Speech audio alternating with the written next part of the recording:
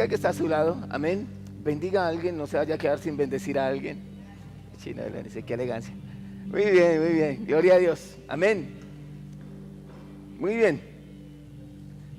En este servicio vamos a hablar de la segunda parte que está pendiente de las parejas, amén. Como ustedes no van a estar para la enseñanza de los hijos, entonces en YouTube usted ya sabe que mañana puede mirar el mensaje, ¿cierto?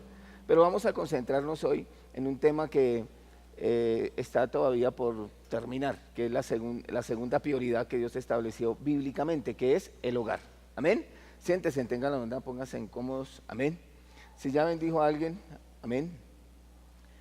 Gloria a Dios. Entonces, como esta segunda prioridad es el matrimonio, vamos a tratar de tocar puntualmente cosas que dañan el matrimonio, que dañan la relación y que hacen que ella mengue, que se estanque, amén. Que haya una separación, amén. Que haya una desconexión en lo que nosotros establecimos a través de algo que Dios estableció también bíblicamente, que es el pacto del matrimonio, amén. Entonces, cuando hablamos de parejas,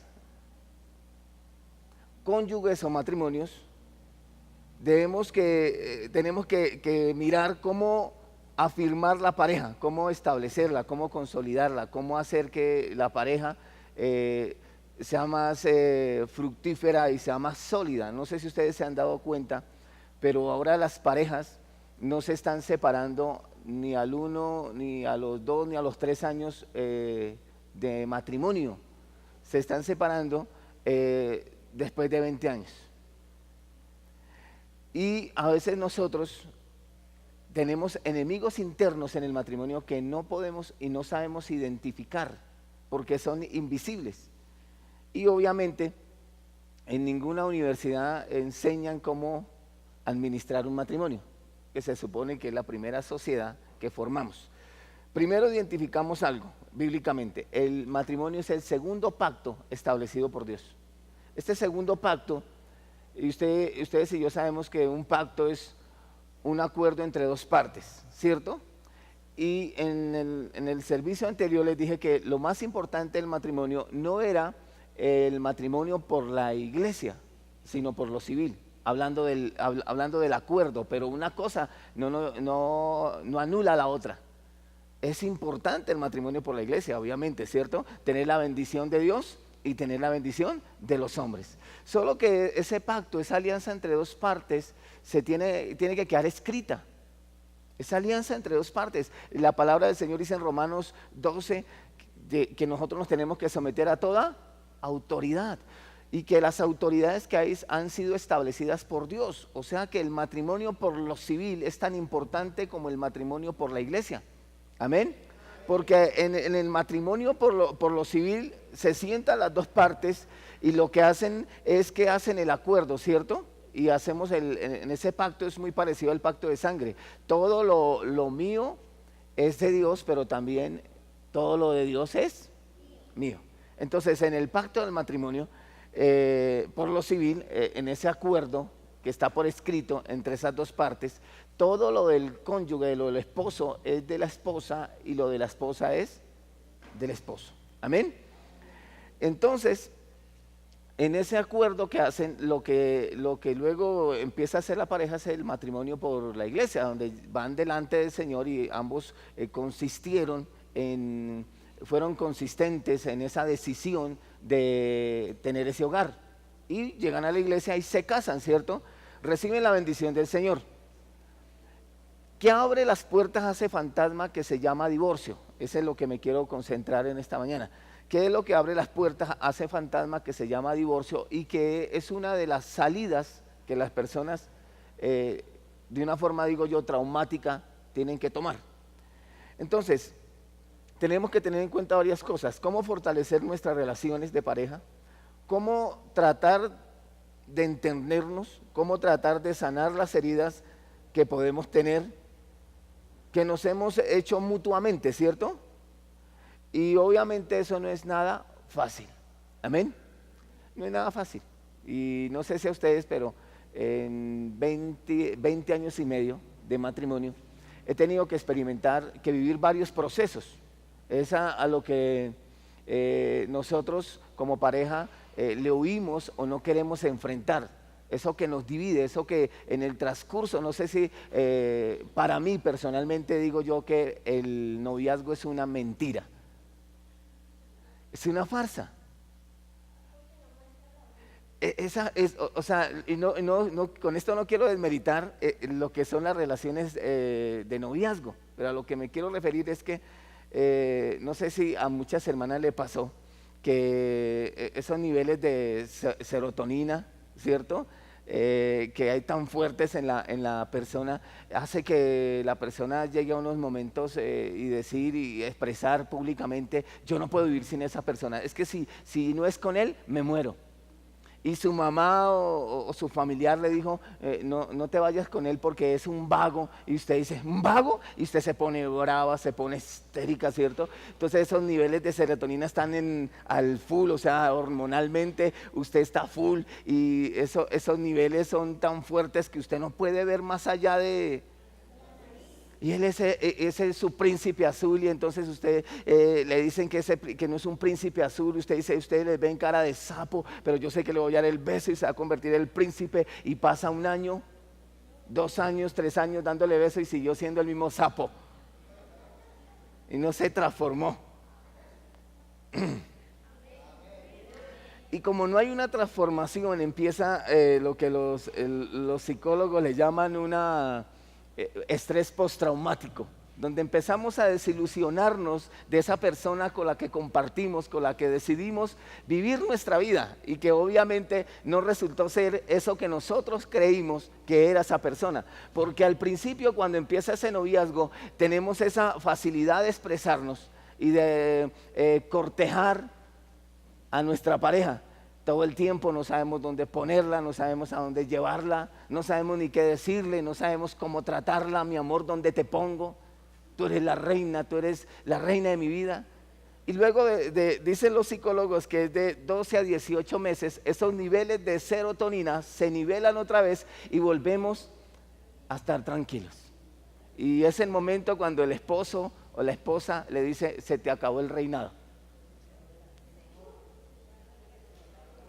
Gracias a Dios en esta iglesia no pasa eso. Estoy hablando de otras parejas, de otra iglesia. Amén. Para sanar la relación se necesita una instrucción y una intervención directa de Dios. Amén. Si los hogares no son puestos en manos de Dios, es muy difícil que puedan sobrevivir, sobre todo a esas diferentes etapas del matrimonio.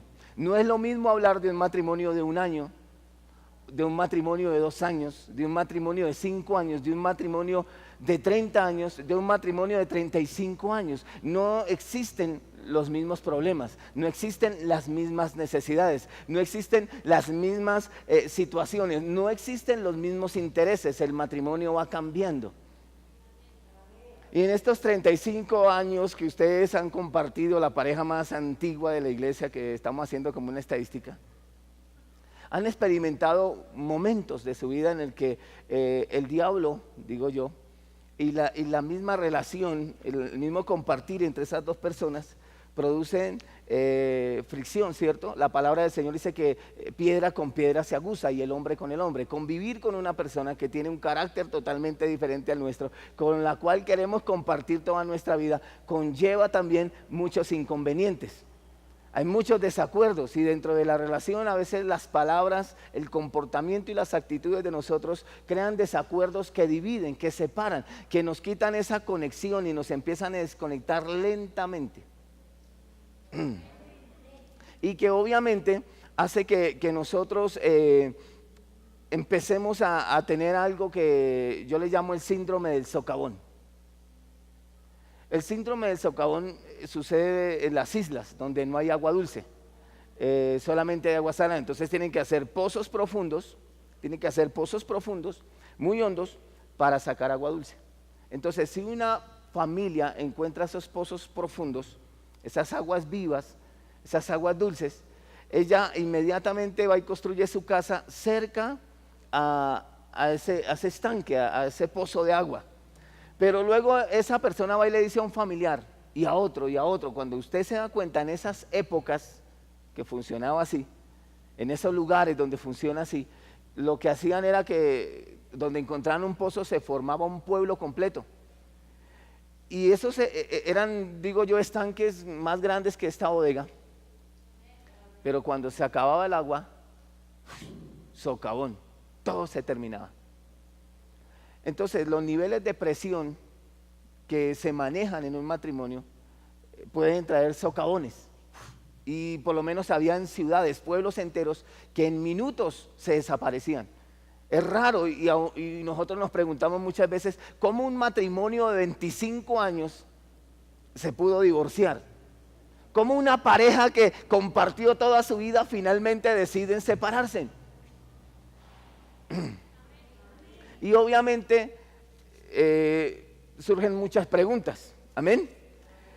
Y el problema es que todo lo hemos espiritualizado y no hemos querido llevar nada a la práctica y no hemos sido conscientes de que somos seres tripartitos, tenemos cuerpo, tenemos alma, tenemos espíritu, ¿cierto? En el espíritu nacemos de nuevo, en el alma tenemos que ser renovados y en la carne debemos someterla o tener lo que dice la palabra del Señor, dominio propio. Pero ¿cuántos de nosotros experimentamos que aunque amamos a la persona que tenemos, sin embargo, cuando pasa ese momento del noviazgo, cuando ya están compartiendo y bajan esos niveles de serotonina, usted está comiendo en su plato y mirando el de los demás?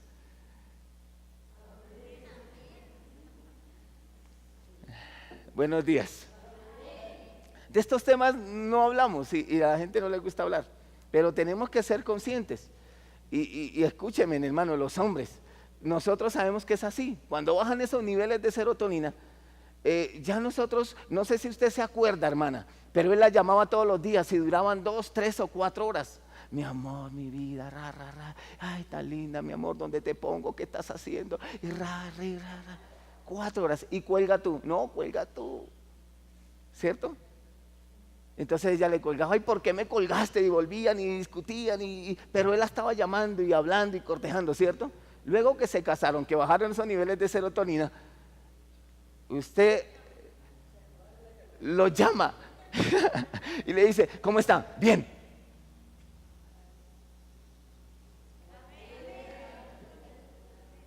Y le dice, y usted va a hablar con él, ¿y cómo está el trabajo? Bien. Y pareciera que se hubiera acabado todo ese coloquio, como dice en Eclesiastés, de amor, donde había esa fantasía, donde se podía soñar, donde había cierta alegría cuando llamaba a la pareja, podían compartir, habían momentos especiales, no veía uno las santas horas que saliera del trabajo, que tuviera un espacio para ir a ver a su pareja, ¿cierto? Llegaba perfumado, bien arreglado, no faltaba el chicle. Por si ella quería un beso, ¿sí o no? Estábamos preparados. Pero pareciera que luego, que eso tan hermoso que los unió, ahora eso mismo los empieza a separar. Y de lo que le voy a hablar en esta mañana no son cosas que se ven tan fácilmente. Son cosas que tenemos que detectar y que usted tiene que comprender si realmente quiere tener un matrimonio exitoso. ¿Amén? Tenemos que preguntar, ¿y por qué el pastor predica esto y cuáles son las enseñanzas y cómo lo puedo aplicar? Que hay algo que nosotros tenemos que tener también en cuenta, que es no justificar el pecado. De las cosas que a mí me han dado más duro en la iglesia y en la vida cristiana, es la forma como creyentes o cristianos quieren justificar el pecado. Nadie quiere reconocer sus errores. Hay una falta de carácter, hay una falta de personalidad, hay una falta de responsabilidad con nuestras propias vidas y una de las cosas que me confrontan a mí en mi vida cristiana es ver creyentes que siempre quieren justificar sus errores, que no tienen la capacidad de reconocer, que siempre es un tercero el que comete los errores, que siempre la gente, el mundo no me ha dado oportunidades, las personas no me quieren, todos me odian, llegué al trabajo y mire, pastor, que todos me miran mal, y estoy en el barrio y mire que la gente me mira mal, y usted cree que todo el mundo es un problema, pero nunca se atreve a preguntarse si quizás el problema es usted. Y esa negación también la trasladamos al hogar y queremos siempre endosarle o darle a nuestra pareja y transmitirle o entregarle a ella toda la responsabilidad de lo que significa el matrimonio. Pero gracias a Dios estamos aprendiendo y el Señor Jesucristo a través de su Espíritu nos está enseñando. Amén. Y tenemos que romper esos ciclos, esos círculos de comportamiento, esos círculos viciosos, hermanos, que nos estancan nuestra vida espiritual, que estancan nuestras relaciones, que estancan nuestra comunicación con nuestra pareja, porque queremos mostrarle al mundo y mostrarle a nuestra pareja algo que nosotros no somos. Y sobre todo en eso somos especialistas nosotros los varones. Las mujeres tienen la habilidad de que pueden exteriorizar lo que sienten. Las mujeres pueden decir, mire, a mí me parece que esto no va por buen camino, yo no me siento bien con lo que estamos haciendo, yo creo que así como estamos haciendo las cosas no están bien. Pero nosotros los hombres no tenemos esa misma capacidad de exteriorizar lo que sentimos y muchas veces nosotros empezamos a traer un silencio. Y eso que se hace en silencio, eso que se convierte en un secreto, termina separándonos. Porque hay cosas que nosotros no queremos decirle a nuestra esposa. Hay cosas que nosotros sabemos que no podemos decirle a nuestra esposa, porque resulta que cuando esos niveles de serotonina han bajado y ya no existe ese mismo fuego, esa misma euforia que había en el noviazgo, entonces la mujer se vuelve territorial. ¿Con quién estabas? ¿Cuántas veces fuiste al baño? 5, pero ayer me dijiste que 4. Yo llamé a la empresa y me dijeron, y me gusta la propaganda que sale en Caracol, que la esposa lo llama, coge rápido el celular y lo llama, mi amor, no me has contestado el mensaje. Ay, mi amor, es que se cayó la red. Ah, bueno. Entonces empieza como un control y las mujeres quisieran como incorporarle al esposo un GPS, ¿cierto? Para poderlo ubicar. ¿Dónde está? ¿Con quién estaba? ¿Cuántas veces fue al baño? Pero esas son señales de que se ha perdido la seguridad en la pareja. A veces culpamos a la mujer y nosotros como varones, y esto escúcheme los hombres, nos sentimos incómodos porque ellas toman esa actitud, pero esas actitudes apenas son señales de que ellas están empezando a identificar que esos niveles de serotonina, de amor, de afección, de afecto, se están perdiendo. Entonces se empieza a buscar la forma, obviamente en sus fuerzas, de revivir eso que parece que se está acabando. Porque las mujeres son más intuitivas.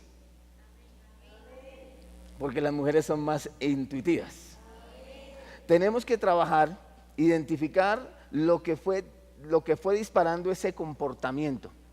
Mire, hay unas estadísticas y se las quiero leer más adelante. Porque hay cosas que traemos de nuestro pasado. Hay cosas y costumbres que traemos desde nuestra casa. Hay costumbres que traemos del trabajo. Hay costumbres que traemos de los amigos. Y nos comportamos de acuerdo a esas costumbres que hemos adquirido en el camino. Si es en la casa, mi papá nunca le daba un beso a mi mamá. Eso es cursi, no sea cansona. Mi papá no celebraba un cumpleaños, mi papá nunca le gustaba que mi mamá fuera al trabajo. Cosas que traemos del pasado, que le llaman disque maldiciones generacionales, cosas que son totalmente falsas porque nosotros queremos espiritualizar todo y endosarle las responsabilidades que tenemos nosotros al diablo. Y se han inventado ahorita las maldiciones generacionales. Cordones umbilicales que nos comunican con el pasado, cosas que son totalmente falsas. Porque la palabra del Señor dice, de manera que si alguno está en Cristo, las cosas viejas, he aquí todas son hechas. Un niño cuando nace no tiene pasado. Y si ese niño cuando nace no tiene pasado, por lo tanto no tiene pecado. Cuando usted nace de nuevo, no tiene pasado, por eso usted no tiene pecado. Usted es una nueva criatura. No es que hayan maldiciones generacionales, lo que pasa es que tenemos costumbres que nos conectan con esa vieja naturaleza. Y somos nosotros los encargados de identificar esas costumbres y detenerlas para que esos ciclos de comportamiento no se sigan repitiendo en nuestra vida de parejas. Entonces, si su papá le enseñó a usted algo que no le edifica, deséchelo. La palabra del Señor dice que desechemos lo malo, ¿cierto? Que retengamos lo bueno. ¿Se acuerda lo que les enseñé? De la pareja que se casa, están en ese nivel de serotonina alto, el esposo le dice, a mí me gusta que me hagan, como dicen en el Pacífico, un tapado. Entonces ella se va y le va a hacer el pescado, y entonces haciéndole el pescadito, llega y le quita la cabeza y le quita la cola y lo frita. Entonces él llega y dice, mi amor, te dije que me hicieras un pescado y le quitas la cabeza y la cola, lo más rico. ¿Quién no ha chupado la cabeza de un pescado? A ver. ¡Ah, aleluya! Ahí está todo el fósforo, ¿cierto? Oiga, hermano, y ella preciso le quita la cabeza. Entonces él se sorprende y le dice, bueno, mi amor, ¿y usted por qué le quitó la cabeza y la cola? Entonces dice, ay, yo no sé, papi. Lo que pasa es que mi mamá, sí me está entendiendo, no es una maldición generacional, es que mi mamá me enseñó así. Bueno, pues lo va a preguntar a su mamá, porque a mí no me parece que hay que quitarle la cabeza y la cola. Pues yo no sé, pero mi mamá me enseñó así a hacer el pescado, yo lo hago así. Y entonces ese hombre recién casado va donde la suegra y dice, bueno, suegra, muy rico lo que cocina su hija, pero ahora hay una cosa que no me gusta que está haciendo. Es que cuando le digo que me haga pescado, le quita la cabeza y le quita la... ¿Qué pasa, suegra? ¿Por qué le quitan eso al pescado? Y dice, la verdad, yerno, no sé. Mi mamá me enseñó así. ¿Sí? ¿Hay maldiciones generacionales ahí? No, hay un ciclo de comportamiento que lo está comunicando con una costumbre de un familiar, pero no quiere decir que sea una maldición generacional. Algo que no se ha corregido en el camino. Y ese muchacho sorprendido, voy a ir a preguntarle entonces a la abuela, voy a ir a preguntarle por qué se hace el pescado así. Entonces fue y le preguntó a la abuela, bueno, abuela, le dije a su nieta que me hiciera un pescado, ella le quitó la cabeza, le quitó la cola, y después le dije a mi suegra, y ni mi esposa ni mi suegra me supieron dar razón. Y me dijeron que usted les había enseñado a hacer así el pescado, el tapado. Entonces resulta que ella dijo, ay, qué pena, mijo. Lo que pasa es que cuando nosotros empezamos a vivir, teníamos un caldero muy pequeño. Y para poder fritar el pescado, teníamos que quitarle la cabeza. Hemos aprendido una cantidad de cosas. Es que mi papá manejaba así el matrimonio, es que mi papá manejaba así la relación, es que mi papá se comportaba de esta forma, y queremos traer esas costumbres y aplicarlas en nuestro hogar. Y eso lo único que hace, en cambio de acercar el matrimonio, es alejarlo. Pues si su papá era un machista, usted no va a ser un machista. Pues si su papá era una persona que no expresaba amor, usted necesariamente no tiene que ser esa persona. Pues si su padre tenía la costumbre de estar trabajando y nunca estaba en casa, no quiere decir que usted tenga que ser así y que eso que usted vio que su padre le modeló esté bien. Entonces nosotros empezamos a tomar costumbres, y no son maldiciones generacionales, son costumbres que adquirimos con el tiempo de nuestros familiares. Entonces, cosas que traemos de la calle, cosas que traemos de los amigos. No sé si a alguien le ha pasado aquí, o esposas se han ofendido con el esposo, se han disgustado con él, porque traen costumbres o palabras. No sé si ustedes se han dado cuenta, en la universidad tienen cierta palabra que nombra a todo el mundo, y de pronto llega el muchacho diciendo esa palabra. Así, de esa misma manera, de esa misma forma, se transfiere esa información al esposo o a la esposa, y terminan con dichos que traen de la calle. ¿Son maldiciones generacionales? Esa no existe. De manera que si alguno está nueva criatura, de las cosas viejas, todas son hechas. Si usted cree, ahora mire, si usted cree que su hogar no puede pasar dificultades o procesos de insatisfacción, está en peligro su matrimonio. Porque a nosotros nos vendieron una película, nos vendieron una información que es totalmente falsa. Que se casaron y fueron felices y comieron perdices. Eso no es cierto. En los matrimonios hay desacuerdos, en los matrimonios hay momentos difíciles, en los matrimonios hay momentos duros, y eso siempre está dando lugar a algo que se llama desafección. ¿Cómo se llama eso? Y estos son problemas que se dan progresivamente. La mayoría de estos problemas de desafección no se pueden identificar. Y les voy a nombrar algunos de ellos para que tratemos de identificar ciertas cosas que es importante que usted tenga en cuenta en esta mañana antes de que terminemos lo que tiene que ver con parejas. Amén. ¿Por qué las necesidades del matrimonio de la pareja van cambiando? Las necesidades cambian, ¿cierto? No es lo mismo, no son las mismas necesidades de una pareja que llevan 2 años a una pareja que llevan 20 años. Es decir, con 20 años y medio, ustedes ven a May hoy día embarazada, pero no quiere decir que yo esté pensando en sexo. Fue algo que planeamos hace 10 años. Mientras que una pareja de 1 año planean los hijos, no, el muchacho sale del trabajo y para la casa.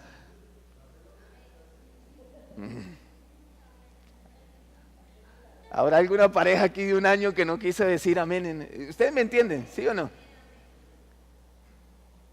Pero una pareja de 20 años ya no está pensando en eso, ya estamos en otras cosas, ¿sí o no? Entonces, el hijo que May está esperando es un hijo planeado, hermano. Hace 10 años. No es que a los 20 años usted... No existe tal cosa, hermano, no existe eso. Hay hombres que dicen, no, es que yo como espinacas. Como espinacas, hermano. Pero la Biblia dice que nuestro hombre exterior se deteriora de día en día. Pero el interno se renueva.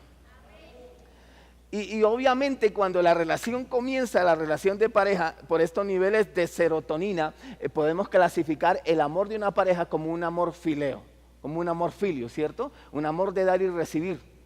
Por eso ese enamoramiento que hay en la pareja, en el noviazgo, es tan especial, porque los niveles de serotonina empiezan a traer niveles de expectación dentro de la relación, y entonces esos niveles empiezan a producir ese dar y recibir. Ay, me dio un beso, ay, me dijo que me amaba y me dio una chocolatina, me llamó esta mañana, porque es un dar, pero el amor, escúcheme, cuando usted entiende este principio y cuando usted sabe lo importante que es un matrimonio, lo importante y lo trascendental que usted hizo, que no fue un pacto con los hombres, sino que fue un pacto con Dios, porque el matrimonio es un pacto, una alianza entre 2 partes, un pacto que Dios ha establecido. Usted sabe que usted ya no va a vivir por ese fileos, porque en algún momento ese amor filius va a terminar. Obviamente, cuando digo terminar es porque los niveles de serotonina van a bajar, aunque el amor va a seguir existiendo. Ya lo que nosotros como pareja vamos a tener es un amor ágape, el tipo de amor de Dios, Romanos capítulo 5, versículo 5, porque la esperanza no avergüenza, porque el amor de Dios ha sido derramado en nuestros corazones. Entonces usted ya no vive con su pareja porque esos niveles de serotonina están en su mejor nivel. Usted ya no vive con ella por eso, usted vive porque está en pacto con su esposa. Usted vive con ella porque está en el pacto del matrimonio. Y ahora tiene el tipo de amor de Dios que hace que su amor sobrepase todo entendimiento.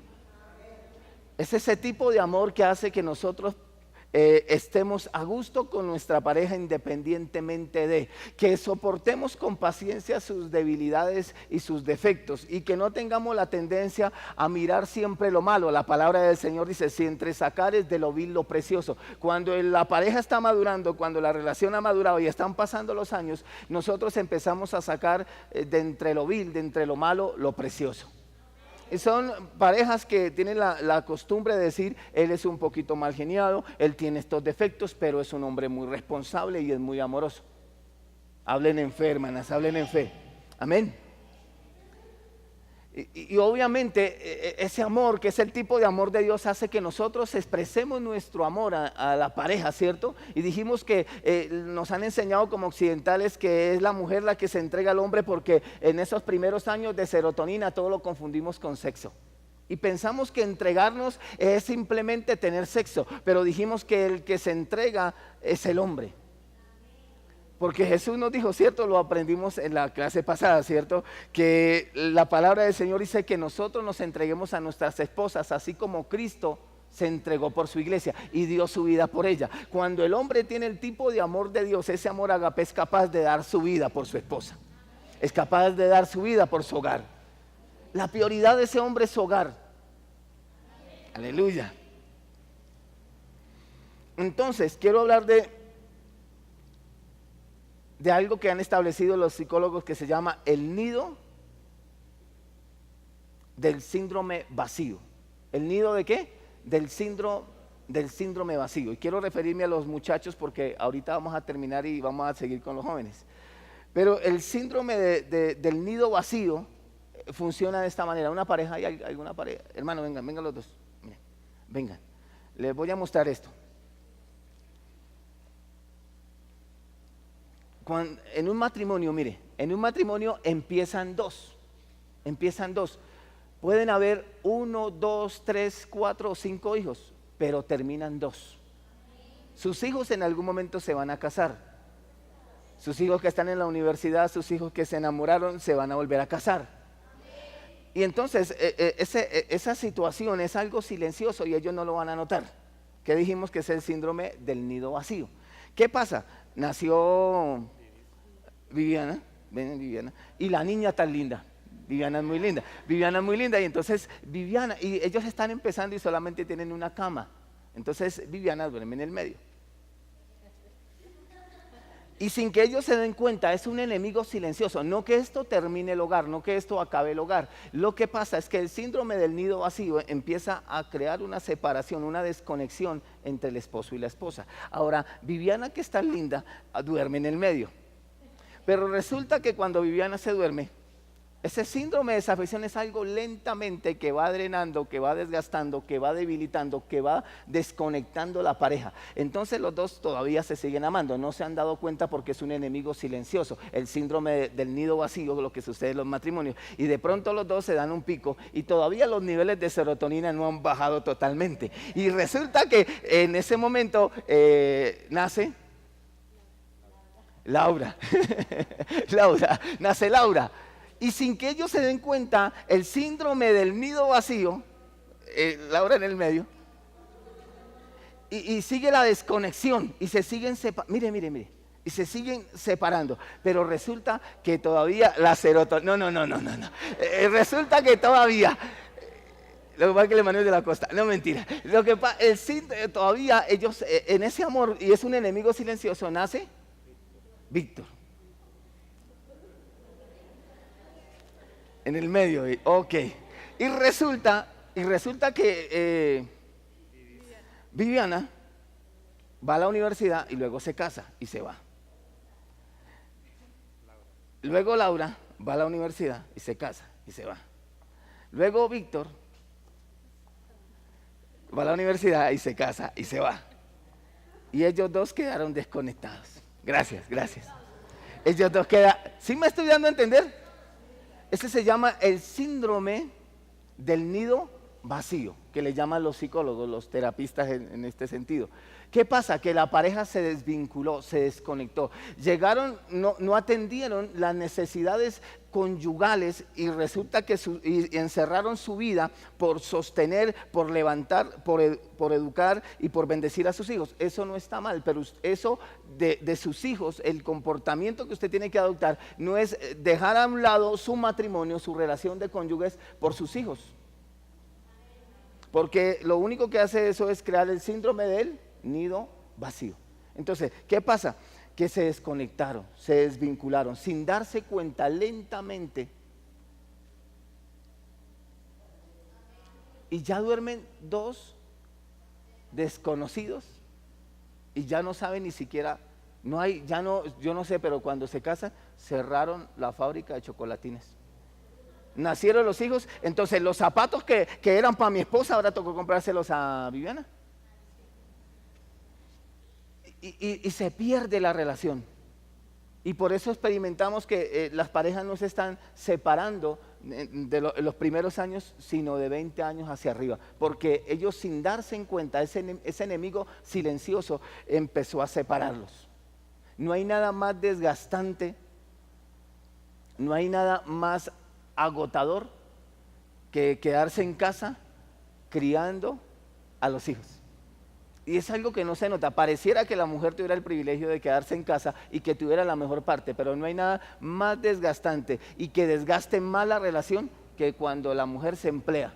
No sé si algún hombre cuando su esposa tiene varios hijos, llega la tarde y él de pronto viene con la serotonina y ella le dice, estoy cansada, tengo dolor de cabeza.